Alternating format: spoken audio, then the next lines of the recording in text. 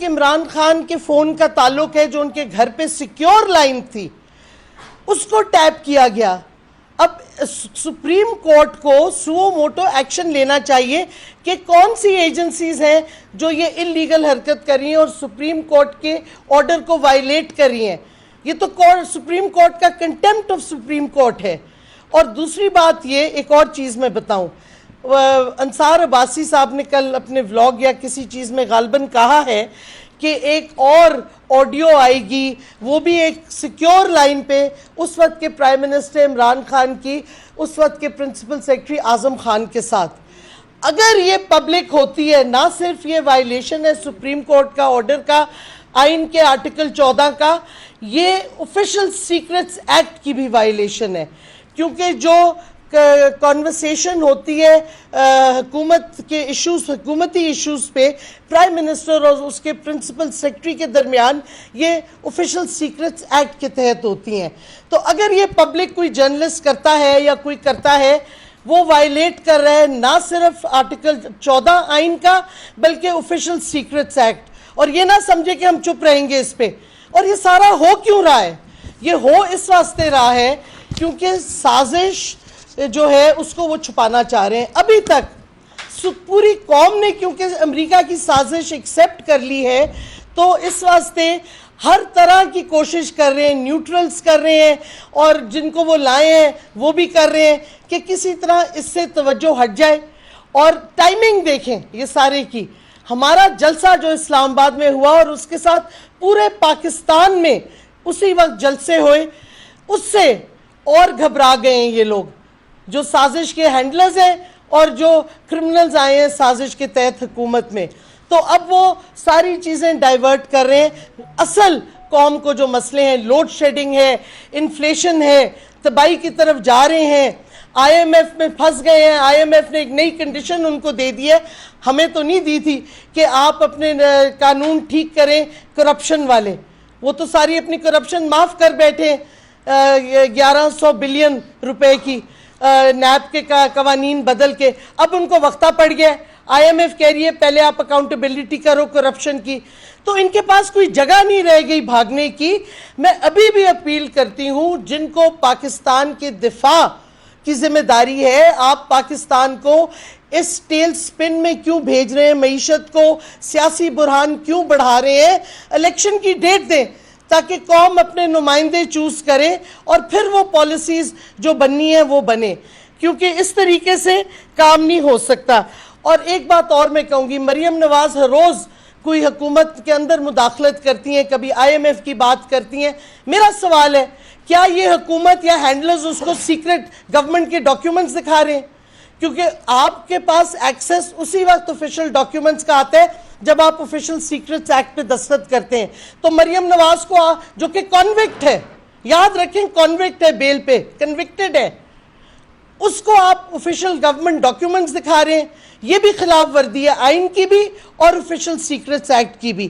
تو یہ سوالات بہت سے اٹھے ہیں جو ہم آج پوچھنا چاہتے ہیں نیوٹرل سے اور اس پرائم منسٹر اور اس کی جو کروکس کی حکومت ہے ان سے, کیونکہ یہ سمجھتے ہیں کہ ان کو کیونکہ عمران خان کے خلاف کچھ نہیں مل رہا کرپشن کے حوالے سے تو وہ ان کی فیملی پہ ٹارگٹ کریں, ان کی فارمر فرسٹ لیڈی کو ٹارگٹ کریں.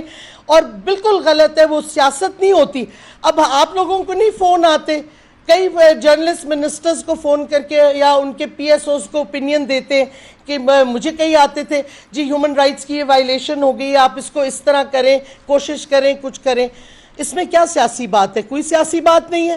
تو اس واسطے کانٹینٹ ارریلیونٹ ہے جو بھی تھا اس آڈیو کا. اصل ایشو ہے وائر ٹیپنگ جو انلیگل ہے, غیر آئینی ہے اور violation of the official secrets act ہے. اگر وہ کانورسیشن فارمر پرائم منسٹر اور ان کے پرنسپل سیکرٹری کے درمیان ہے, اور یہ ساری وائر ٹیپنگ یاد رکھیں جب پرائم منسٹر تھے عمران خان اس وقت ہو رہی ہے, یہ بعد میں نہیں کسی پرائیویٹ سٹیزن کی ہو رہی. یہ پرائم منسٹر کی سیکیور لائن کی ٹیپنگ ہو رہی ہے جس کی ٹیکنیکل کیپیبلٹی صرف اور صرف انٹیلیجنس ایجنسیز کے پاس ہوتی ہے, عام شہری کے پاس نہیں ہوتی. تو یہ, اور ان میں امریکہ نے کتنی مدد کی اس میں, یہ بھی آپ کو سوچنا چاہیے. جو امریکن ایمبیسی اوپر سے اوپر چڑھتی گئی ہے ہمارے ڈپلومیٹک ایریا میں, ادھر بھی کسی کے نظر ہونی چاہیے. ہم سے پہلے یہ انہوں نے اجازت سی ڈی اے نے دی تھی, اس پہ بھی بہت سے خدشات ہیں. اور یہ کنسپریسی جو ہے یہ پوری اب انویل ہوتی جا رہی ہے. کس نے کیا رول پلے کیا, سب کے رول واضح طور پہ سامنے آ رہے ہیں, اور انشاءاللہ اگلے دنوں میں اور آتے جائیں گے. اور ایک اور بات میں فائنل کہہ دوں, پھر فؤاد اپنی بات کریں گے, کہ یہ جو کیا کہتے ہیں کیوں یہ کیا جا رہا ہے. ایک تو کیونکہ حالات ملک کے بہت برے ہو گئے, 3 مہینے میں آپ کی ریزروز آدھی ہو گئی ہیں, آپ کی لوڈ شیڈنگ بڑھتی جا رہی ہے, پرائسز بڑھتے جا رہے ہیں, اور نہ آئی ایم ایف آ رہے ہیں نہ کوئی اور آپ کو امداد دینے کے لیے تیار ہے. سب کو پتہ چل گیا کہ قوم نے اس امپورٹڈ حکومت کو ریجیکٹ کیا ہے. اب کیا دیکھیں گیم پلان کیا تھا. پہلے جو ہٹانا چاہ رہے تھے عمران خان کو, ان کے اپنے مفادات تھے, امریکہ کے اپنے تھے, کیونکہ خان صاحب نے ایبسلوٹلی ناٹ کہا تھا. پہلے انہوں نے امریکہ کو انوالو کیا رجیم چینج کی سازش میں, اور ان کو کیا پرومس کیا کہ جو آپ کہیں گے ہم کریں گے. آپ کہتے ہیں اسرائیل کو ہم تسلیم کر لیں, ہم اسرائیل کو کریں گے. ہندوستان سے ہم ٹریڈ کر لیں, ہم ہندوستان سے ٹریڈ کریں گے. ہم آپ کو امریکن بیسز بھی دے دیں گے پاکستان میں. اب کیا تماشا شروع ہونے والا ہے, میں آپ کو ابھی وارن کر رہی ہوں, کئی جرنلسٹ نے اس پہ لکھا بھی ہے کہ مجھے تو حیرانگی نہیں ہوگی, شریف فیملی کے بڑے کانٹیکٹس ہیں ہندوستان کے ساتھ, کوئی پتہ نہیں کہ اب وہ ہندوستان کو انوالو کریں, کہ کچھ وہ موومنٹ کریں لائن آف کنٹرول پہ یا انٹرنیشنل بارڈر پہ, تاکہ پھر ایک پیٹریٹزم کا نعرہ لگے اور لوگ بھول جائیں اس سازش کو, امریکہ کی سازش کو, اس امپورٹڈ حکومت کو. لیکن قوم نہیں بھولے گی. یہ اگر سکاؤنڈرلز کیا کہتے پیٹریٹزم کی طرف جائیں گے, کوئی نہیں وہ خریدے گا. اور ہم وارن کر رہے ہیں کہ ایسی گیم جس میں پاکستان کی ڈائریکٹلی سیکیورٹی تھریٹن ہوتی ہے, یہ ڈینجرس ہے. اس راہ پہ نہ چلیں جو چلنا چاہ رہے ہیں. اس سے تباہی ملک کی ہوگی, اور تباہی کے علاوہ ملک پورا سیکیورٹی. دیکھیں انڈیا اور پاکستان دونوں نیوکلیر ممالک ہیں, اس قسم کی کھیلیں آپ نہیں کر سکتے, برنکمن شپ آپ نہیں کر سکتے. تو اس سے خدا را آپ مت اس طرف جائیں. پہلے آپ نے ملک کو ڈبویا ہے امریکہ کی سازش کے ساتھ, اب آپ جس طرف لے کے جا رہے ہیں یہ خطرناک ہے. ہماری فوج کو سب سے زیادہ اس کا خطرہ ہوگا اور سب سے زیادہ نقصان ہوگا, لوگ شہید ہوں گے. اور کس لیے؟ اپنی ایک کرپٹ حکومت بچانے کے لیے اور سازش بچانے کے لیے. ہاں فواد جی شکریہ جی.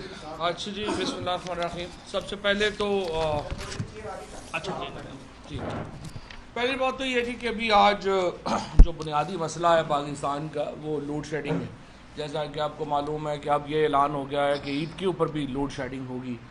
جب یہ حکومت بدلی تھی تو سب سے پہلے شہباز شریف صاحب نے جو بیان دیا تھا وہ یہ تھا کہ 20 پلانٹس بند ہیں جس کی وجہ سے لوڈ شیڈنگ ہے. اس کے بعد حماد اظہر صاحب نے اپنی پریس کانفرنس میں یہ مطالبہ کیا کہ ان 20 پلانٹس کے نام بتا دیں جو بند ہیں. وہ لسٹ آج تک نہیں آئی.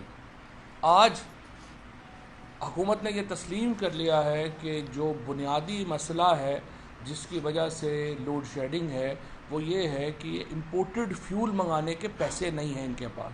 چونکہ سارے پلانٹس جو ہیں وہ امپورٹڈ فیول کے اوپر لگے ہوئے ہیں, امپورٹ کرنے کے پیسے نہیں ہیں, لہٰذا لوڈ شیڈنگ ہے. اور یہ لوڈ شیڈنگ بڑھتی جائے گی, اور اس کے اوپر ظاہر ہے کہ پورا پاکستان بہت تشویش کا شکار ہے, اور ہم بھی بہت تشویش کا شکار ہیں. اور یوں نہیں مجھے لگتا نہیں کہ اس حکومت کے پاس کوئی بھی سلوشن ہے کہ اس صورتحال سے وہ کیسے نبردآزما ہوں گے, کیسے نکلیں گے. اور یہ جو کرائسس ہے ہمارا لوڈ شیڈنگ کا, یہ بڑھتا جا رہا ہے. اور جس طرح سے میں نے عرض کیا, یہ اس لیے بڑھتا جا رہا ہے, حکومت کے پاس پیسے نہیں ہیں. اب حکومت کے پاس آئی ایم ایف کا پروگرام لینے کے لیے آپ یہ دیکھیے, عوام کے اوپر جب ٹیکس لگنے تھے انہوں نے آئی ایم ایف کی ساری شرائط مان لی. تیل جو ہے وہ آپ کے سامنے انہوں نے 250 روپیہ لیٹر پہ پہنچا دیا, ٹیکسز لگا دیے, سیلریڈ کلاس کی کمر توڑ دی. تمام آئی ایم ایف کی شرائط فوری طور کے اوپر مان لی گئی جہاں جہاں پہ عوام پہ ٹیکس لگنا تھا. اس کے باوجود آئی ایم ایف کا پیکج نہیں مل رہا. آئی ایم ایف کا پیکج کیوں نہیں مل رہا؟ آئی ایم ایف کا پیکج اس لیے نہیں مل رہا کہ آئی ایم ایف کہہ رہا ہے کہ جو اینٹی کرپشن قوانین جو آپ نے بالکل تبدیل کر دیے ہیں اس کے نتیجے میں آئی ایم ایف ریلکٹنٹ ہے پیسے دینے کے لیے. اور صرف ایک ہی معاملہ ہے جس کے اوپر ہماری حکومت نے ایک دلیرانہ سٹینڈ لیا ہے, اور وہ یہ ہے کہ آپ کرپشن کے قوانین بنانے کا ہمیں نہیں کہیں گے. آپ اندازہ لگائیے اس حکومت کا اور اس کی جو ٹیم ہے اس کی ذہنی حیثیت کیا ہوگی اور حالت کیا ہوگی کہ جب عوام کے اوپر ٹیکس لگانے کی باری آئی اس حکومت نے ایک لمحہ نہیں لگایا. لیکن اسی حکومت کو جب آئی ایم ایف نے کہا کہ آپ اینٹی کرپشن قوانین بنائیں, اس حکومت نے سٹینڈ لیا ہوا ہے کہ جی ہم یہ قوانین نہیں بنائیں گے. کیوں نہیں بنائیں گے؟ 1100 ارب روپیہ ایک طرف ہمارے پاس خزانے میں پیسہ نہیں ہے, ہمارے پاس یہ پیسہ بھی نہیں ہے کہ ہم باہر سے فیول منگوا سکیں بجلی بنانے کے لیے. دوسری طرف 1100 ارب روپیہ نیب کے قوانین میں تبدیلی کر کے حکومت نے اپنے آپ کو NRO2 دے دیا. دو بڑے خاندان جو شریف فیملی ہے اور زرداری فیملی ہے وہ اس NRO2 سے مستفید ہو رہے ہیں جیسے وہ NRO1 سے مستفید ہوئے تھے. آپ کو یاد ہی ہے کہ کس طرح سے سرے محل جو تھا جو آصف زرداری صاحب کی ملکیت تھا اس کو پہلے کہا گیا کہ ہمارا ہے ہی نہیں, پھر جب برطانوی حکومت نے اس کو بیچ کے اس کے پیسے پاکستان کو ملنے تھے زرداری صاحب نے وہاں پہ جا کے کلیم کر لیا کہ نہیں وہ تو ہمارا ہے. اسی طرح سے آپ وہ لاکٹ کا کیس, اسی طرح سے جو آپ کو جنیوا کے جو کیسز تھے وہ NRO1 کا حصہ تھے. اب سب سے بڑا یہ 5000 کروڑ کا کیس جو فیک اکاؤنٹس کا کیس ہے اومنی گروپ کا, اور جس میں زرداری صاحب مین پارٹنر ہیں, اب ان کو یہ NRO دیا گیا ہے اس NRO2 کے ضمن میں. اس لیے عمران خان ہمیشہ یہ کہتے ہیں کہ جو کرپشن ہے وہ آپ کو آپ کے ملک کو غریب کرتی ہے, وہ کرپشن جو ہے وہ آپ کے ملک کو ہلا کے رکھ دیتی ہے. اور یہ حکومت نے آنے کے فوراً بعد, باقی تو چھوٹی موٹی کرپشن ہوگی, پٹواریوں کی ہو گئی ہے, کسی کی ہو گئی ہے, وہ چند لاکھ روپے کی چند کروڑ کی ہوگی, اربہ روپے کی جو کرپشن ہے جس کے اوپر منوپلی ہے ایک شریف فیملی کی اور زرداری فیملی کی, وہ اصل پاکستان کی جڑوں کو کھوکھلا کر رہی ہے. اب اس کے لیے ایک طرف حکومت کے پاس پیسے نہیں ہیں, دوسری طرف آپ آئی ایم ایف سے اینٹی کرپشن لا لانے کو تیار نہیں ہیں, تیسری طرف آپ پاکستان کی جو صنعت ہے اس کا اپنے گلا گھونٹ دیا ہے. سو آپ کی کرائسس جو ہے وہ بڑھتا جا رہا ہے اور اس کا کوئی حل اس حکومت کے پاس نہیں. اس کے بعد میں آنا چاہتا ہوں, کل کچھ جو ہے گفتگو ہوئی, زیادہ تر بات جو ہے وہ تو ڈاکٹر مزاری نے کر دی ہے. فون ٹیپنگ کے اوپر بڑی ریزرویشن ہے, سپریم کورٹ اس کے اوپر فیصلہ دے چکی ہے, حکومت کو برطرف کر چکی ہے ایکچولی اس بات کے اوپر.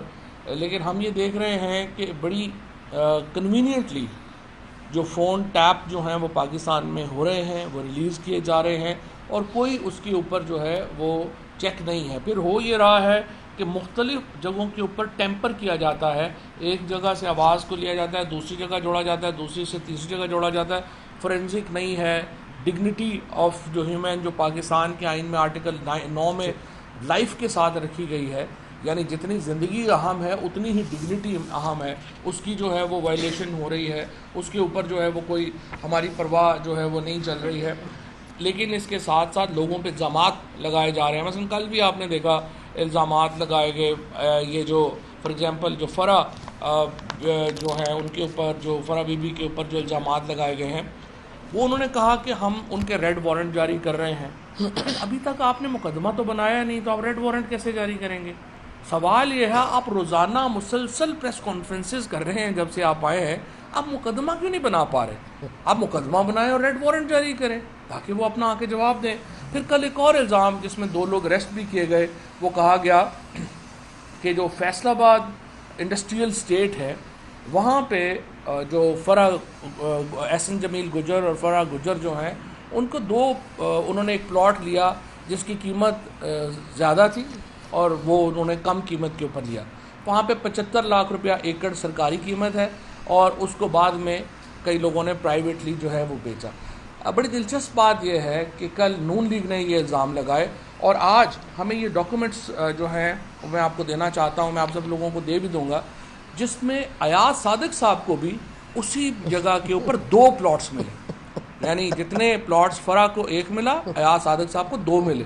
اب یہ دیکھنے کی بات ہے, تحقیقات کی بات ہے کہ کیا ایاز صادق صاحب بھی عثمان بزدار صاحب کے ساتھ مل کے کام کر رہے تھے, اور دیکھنے کی بات ہے کہ کیا ایاز صادق صاحب بھی پارٹنر ہیں اس سارے معاملات میں اور کرپشن میں, اور کیا ایاز صادق اور احسن سلیم گجر آپس میں پارٹنر ہیں. اور پھر یہ بھی دیکھنا پڑے گا کیونکہ چودھری اقبال صاحب جو ہیں وہ پی ایم ایل این کے جیسا کہ آپ کو معلوم ہے کہ ایم پی اے ہیں جو کہ احسن سلیم گجر کے والد ہیں. تو کیا دیکھنا پڑے گا کہ کیا ایاز صادق اور یہ سب لوگ آپس میں پارٹنرشپ میں چل رہے ہیں یا کیا ہے.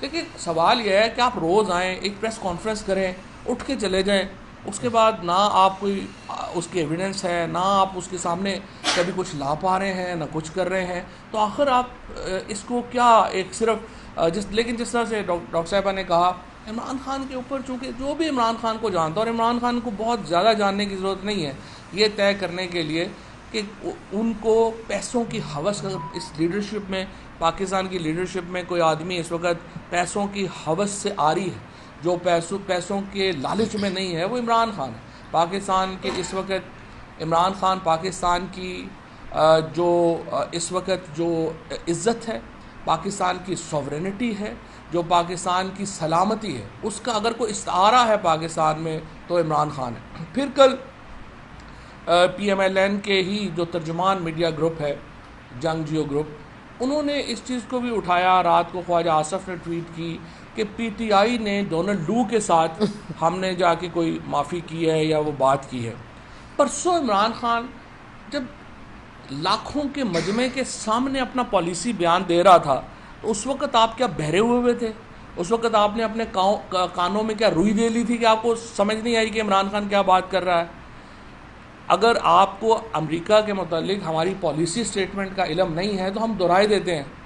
ہم امریکہ کے ساتھ, ویسٹ کے ساتھ, رشیا, چائنا کے ساتھ, تمام ممالک کے ساتھ اچھے تعلقات چاہتے ہیں, کوئی دو رائے نہیں ہے اس کے اوپر. لیکن یہ نہیں ہو سکتا کہ کوئی بھی ملک, چاہے وہ امریکہ ہو, چاہے وہ ویسٹرن بلاک کا ملک ہو, یا ایون رشیا یا چائنا ہو, وہ ہمیں بتائیں کہ ہمارے ملک میں حکومت کون کرے گا. یہ اجازت نہیں دی جا سکتی. آپ تعلقات رکھتے ہیں برابری کی بنیاد کے اوپر.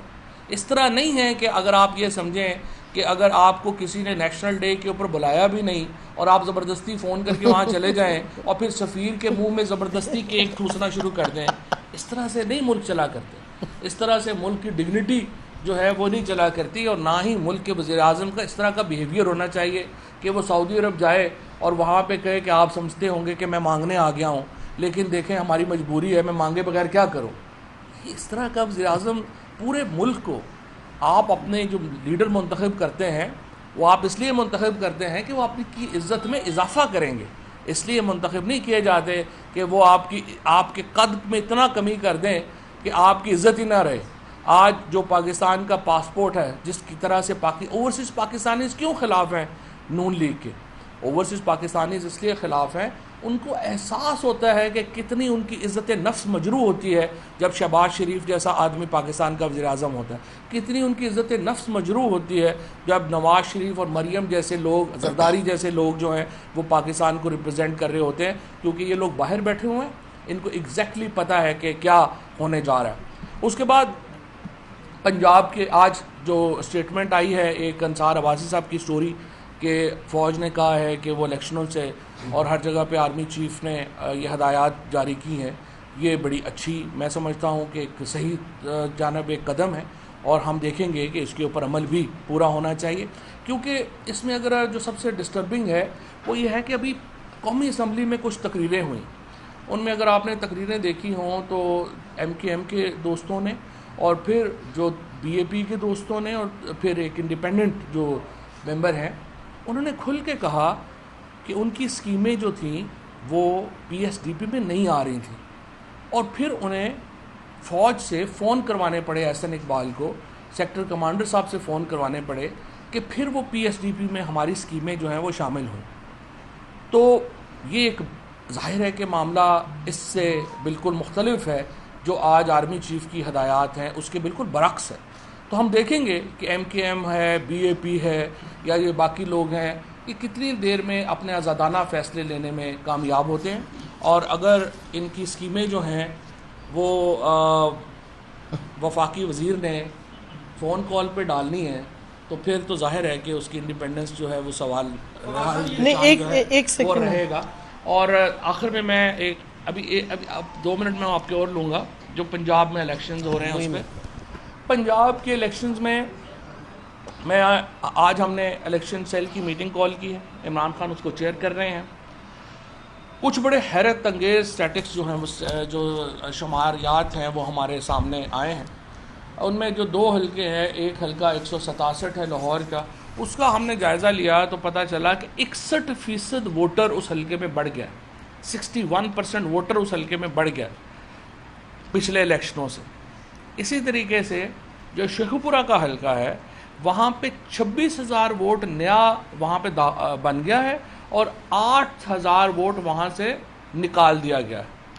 इसी तरीके से बाकी हलकों के जो इस वक्त एनालिसिस हैं वो जारी हैं और हम एक पूरा एनालिसिस लेके आपके सामने आएंगे। इसके साथ साथ मैं आपको ये भी बताऊं कि मसलन हमारे जो मुजफ्फरगढ़ के कैंडिडेट हैं, मौज़म जतोई, उन इसी तरह से यासर जतोई, इसके साथ महर शराफत, इन लोगों को बिल्कुल छोटे छोटे मुकदमों में डाल के हरासा किया जा रहा है।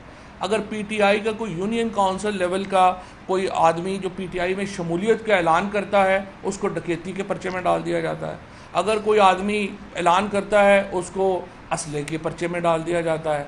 सो जो हरेसमेंट जिसकी सुप्रीम कोर्ट ने गारंटी ली थी हमजा शहबाज से, अभी तक हमजा शहबाज का लीगल स्टेटस भी नहीं पता, हमें नहीं पता। सुप्रीम कोर्ट ने अपना ऑर्डर कल लिखा है, मैंने उस ऑर्डर में बड़ा तलाश किया है पता चले कि हमजा शरीफ किस कानून के तहत वज़ीर आला रहेंगे, लेकिन सुप्रीम कोर्ट ने मेंशन नहीं किया। अभी तक कन्फ्यूजन है कि वो किस कानून के तहत, क्योंकि अगर पहला इलेक्शन जो था जिसके नतीजे में वो वज़ीर आला बने, अगर वो कालदम है तो फिर वो वज़ीर आला कैसे हैं?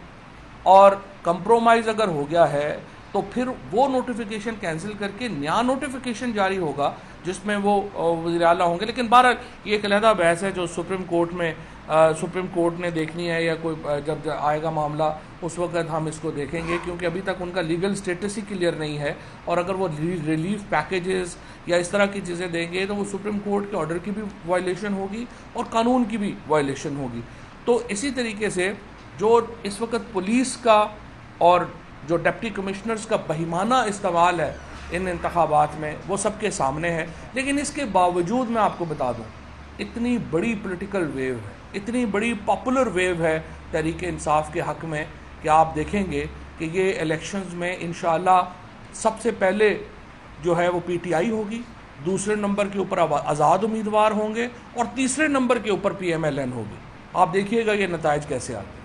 अच्छा फवाद साहब ये बताइएगा, ख्वाजा आसिफ ने कहा कि उनके पास ये सबूत है डोनाल्ड लू से जो रब्ता हुआ है, क्या तहरीक इंसाफ की जानब से वाकई रब्ता नहीं हुआ? और सेकंड चीज़, आपका जब आपके दौरे हुकूमत में भी ऑडियो लीक्स होती रही हैं, उस वक्त ये आप लोग उन ऑडियो लीक्स के ऊपर जो है वो तनकीद भी किया करते थे, जिसकी लीक होती थी ऑडियो, तो उस वक्त सुप्रीम कोर्ट का ये आर्डर मौजूद नहीं था। अच्छा, मैं आपको पहले जवाब दे दूँ। पहली बात तो यह है कि मैंने पहले भी कहा है कि ख्वाजा आसिफ साहब जो हैं 70-72 साल की उम्र में जो हादसा उनके साथ हुआ है, जिस तरह उनका इश्क नाकाम हुआ, उसके बाद से वो साइकोलॉजिकली एक ट्रॉमा में है और इसलिए वो ऐसी गुफ्तगू कर जाते हैं जिसका ना सर है ना पैर है।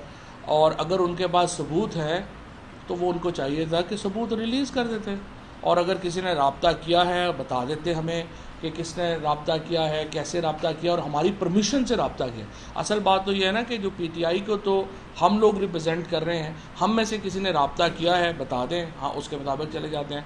जहाँ तक आपकी बात है, सॉरी एक बात और कह दूं, डोनाल्ड लू के बारे में तो इमरान खान ने CNN पे भी कहा था कि इसको तो हटाना चाहिए उसके ओहदे से। तो कोई अगर ख्वाजा आसिफ में ज़रा सी अकल होती और वो शर्म और हया के वेंटिलेटर पे ना होते इस वक्त, तो बेशर्मी के वेंटिलेटर पे ना होते, तो इस वक्त वो कम से कम सुन तो लेते कि खान ने कहा क्या है डोनाल्ड लू के बारे में। हमने तो कहा अमेरिका को माफ़ी मांगनी चाहिए जो उन्होंने साजिश की है। तो मतलब ये इस किस्म का प्रोपेगेंडा ना कौम मानती है और बेमानी और सरासर झूठ है। लेकिन ये लोग तो झूठ के अलावा कुछ बोल ही नहीं सकते। असल मसला तो ये है, और ख्वाजा आसिफ का तो खास तौर पे है, और दूसरा जो अपने आप को प्रोफेसर कहलाता है उसको भी झूठ का बहुत सख्त बीमारी है। अच्छा डॉक्टर साहबा, कल इसी जगह बैठ के जो है शहबाज गिल साहब ने प्रेस कॉन्फ्रेंस किया और उसमें उनका कहना था कि नून लीग के लीडरों के खून जो हैं वो डाटा सामने ले आए तो पिटाएंगे और उनके खून पोर्नोग्राफी से भरे हुए हैं। तो ये फिर पीटीआई के पास नून लीग के लीडरों का डाटा कहाँ से आया? उन्होंने कहा कि सास भी कभी बहू थी। तो ये आपने किस तरह हासिल किया और इसमें आप पे फिर कौन सा कानून लगेगा? फवाद साहब, मैंने तकरीबन 2 माह पहले आपसे सवाल पूछा था फराह खान के हवाले से, तो आपने कहा था हमारे 2 करोड़ वोटर्स हैं, कोई होगी मैं तो नहीं जानता। आज आप उसी फराह खान को डिफेंड कर रहे हैं। मैं डिफेंड तो नहीं कर रहा, मैंने तो कहा अयाज सादक साहब को भी मिला है। अयाज सादक साहब को मैं बता रहा हूँ कि उनको भी मिला है, मैं तो नहीं डिफेंड कर रहा। मैं तो कह रहा हूँ अगर है तो उन पर केस क्यों नहीं बना रहे? तो कौन साहब अगर आपके पास है आप लोग केस बनवाएं। जो जहाँ तक शहबाज गिल साहब की बात है कि उनके पास है, उन्होंने जब फोन गए होंगे शहबाज गिल साहब ने देखे होंगे, तहरीके इंसाफ में हमने नहीं देखे। मैडम ये समझिएगा कि अब तक मुसलसल जब से रेजिम चेंज हो गया है, या तो वो इनडायरेक्ट कनेक्शन के ऊपर बात कर रही है करप्शन के हवाले से, या कभी ऑडियोज की बात हो जाती है, कभी वीडियोज की बात हो जाती है। कोई कंसोलिडेट करप्शन का एविडेंस या मुकदमा क्यों नहीं कर पा रही और ये ऑडियो और वीडियोज का सहारा क्यों लेगी? उनके पास एविडेंस ही नहीं है। जैसे फवाद ने भी अभी कहा, जब कोई एविडेंस नहीं है तो कभी झूठा कुछ स्टेटमेंट देते हैं। उनका एविडेंस प्रेस कॉन्फ्रेंस में एलिगेशंस लगाने तक है। आप अंदाज़ा करें, मुल्क पे लोड शेडिंग, मुल्क में कीमतों चढ़ती जा रही हैं और 3 मिनिस्टर बैठ के एक ऑडियो पे प्रेस कॉन्फ्रेंस कर रहे हैं। आए खुदा के वास्ते कौम का मजाक उड़ा रहे हैं, ये नाअहल है। बट मेरा एक और थियरी भी है, सिर्फ नाअहल नहीं है, असल में ये मुल्क को डुबो रहे हैं जान के, ताकि मुल्क की मईशत तबाह हो, पॉलिटिकल बहरान हो, ताकि वो अमेरिका के सामने घुटने टेकें। असल इनका मकसद ये एक्सीडेंटल नहीं है, ये पूरा साजिश का हिस्सा है। और एक सिर्फ मैं ये कहना चाहूँगा in the interest of Pakistani politics, ये जो पर्सनलाइज्ड आपने कर दिया है ना ऑडियोज़ और वीडियोज़ और ये करना, इसका किसी को फ़ायदा नहीं होगा। सोसाइटी जो है वो मज़ीद डिवाइड होगी, लोग और नीचे जाएंगे। सो हमें इश्यूज़ के ऊपर बात करनी चाहिए, इश्यूज़ के ऊपर रहना चाहिए। इमरान खान साहब ने जब से ये हुकूमत चली आई है या पीटीआई हुकूमत चली गई है, मुसलसल ये न्यूट्रलिटी का जिक्र करते रहे कि न्यूट्रल साथ नहीं रह सकते, लेकिन उसके बावजूद कन्विंस नहीं हुए वो। क्या ये पीटीआई की पॉलिसीज़ पे कोई खामी है या उनको ट्रस्ट नहीं है कि यार ये पीटीआई वाले ये सही नहीं दे रहे? दूसरी बात, साइफर पर कमीशन बनाने की बात की, प्रेसिडेंट साहब ने भी सुप्रीम कोर्ट को लिखा है कि आप बनाएं। अगर आप समझते हैं कि इस टाइम ड्यूरेशन में एक हद तक नहीं बनाते तो आप खुद रुजू करेंगे कमीशन बनाने के लिए? तो ये हम, अगर आपको याद हो, सबसे पहले तो इमरान खान ने लिखा था बहैसियत वज़ीर-ए-आज़म, कैबिनेट ने कहा था कि साइफर के ऊपर कमीशन बनाना चाहिए, फिर सदर साहब ने लिखा, फिर स्पीकर साहब ने लिखा। अब सवाल ये तो चीफ जस्टिस साहब से हम बारहा ये बात पूछ रहे हैं कि जब इतने अहम ओहदों पे लोगों ने आपको कमीशन बनाने की इस्तदा की है तो आप कम से कम उसका जवाब ही दे दें कि आप क्यों नहीं बना रहे, ताकि लोगों को पता तो हो कि आखिर वजह क्या है। और एक जो सुप्रीम कोर्ट से लोगों की उम्मीदें हैं वो यही हैं कि वो एक इंडिपेंडेंट इन्वेस्टिगेशन करे मामले की, जो गलत है उसका सामने आए, जो सही है वो सामने आए। आपने अंसार बारिशर के जिस आर्टिकल का जिक्र किया है उसका खुलासा तो ये है कि जो आर्मी चीफ हैं उन्होंने ये डायरेक्शंस जारी की हैं कि न्यूट्रल रहें, और आपने इसको खुशाइन करार दिया है, यानी सियासत में जो मुदाखलत न करें, आपने इसको खुशाइन करार दिया। जबकि दूसरी जानिब चेयरमैन तहरीक इंसाफ इमरान खान जो है वो तो न्यूट्रल को जानवर समझते हैं, और वो ये कहते हैं कि न्यूट्रल रहने की तो इजाजत ही नहीं है। कॉन्टेक्स्ट है ना, मिसाल के तौर के ऊपर अगर कोई भी, अगर आप उसका सियाको सवाक बदल देंगे तो मानी चेंज हो जाएंगे। मिसाल के तौर के ऊपर एक फ़ौजी है जो कि पोलिंग स्टेशन के ऊपर खड़ा हुआ इलेक्शन करवा रहा है, अब उसका फ़र्ज़ है कि वो किसी पार्टी का वहाँ पे साथ ना दे, लेकिन उसने अपना वोट डालना है किसी को, अपना वोट वो अपनी मर्ज़ी से देगा। सो एक जगह पे उसने न्यूट्रल होना है, दूसरी जगह के ऊपर उसका न्यूट्रल नहीं होना। सो इसी तरह से जब भी इमरान खान बात करते हैं वे कॉन्टेक्स्ट में बात कर रहे होते हैं, कॉन्टेक्स्ट को बदल के आप फिर जंग बन जाएं तो फिर तो कुछ नहीं हो सकता। अच्छा मैडम, आपने प्रेस कॉन्फ्रेंस की थी, उस प्रेस कॉन्फ्रेंस के चंद घंटों के बाद आपके खिलाफ एक्शन लिया गया, तो आज भी आप कह रहे हैं कि स्टेट इंस्टीट्यूशन इस तरह के काम करते रहे हैं माजी में, तो क्या नताइज इसके भुगतने के हवाले से आपको पता है कि क्या नताइज होते हैं? देखें हम तो अयाज सच ज़मीर। अयाज अमीर का देख लें, फिर वो फारूकी के साथ किया है अभी, इमरान खान के साथ, जमील फारूकी के साथ कल उसको थ्रेट्स आई हैं, उसको क्या कहते अरशद शरीफ को आई हुई है, जो यानी कि क्रिटिसाइज करे हुकूमत को या इदारों पे सवालात उठे, और ये हमारा जमहूरी हक है सवाल उठाना, और उस प्रेस कॉन्फ्रेंस में मैंने सवाल उठाए थे, किसी पे एक्यूजेशन नहीं लगाई थी।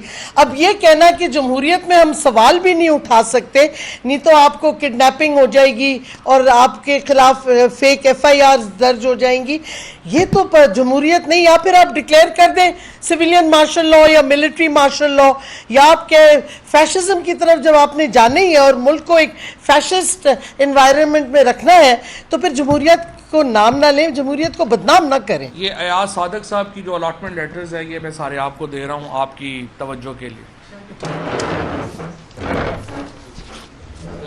मलक जी व्हाट्सएप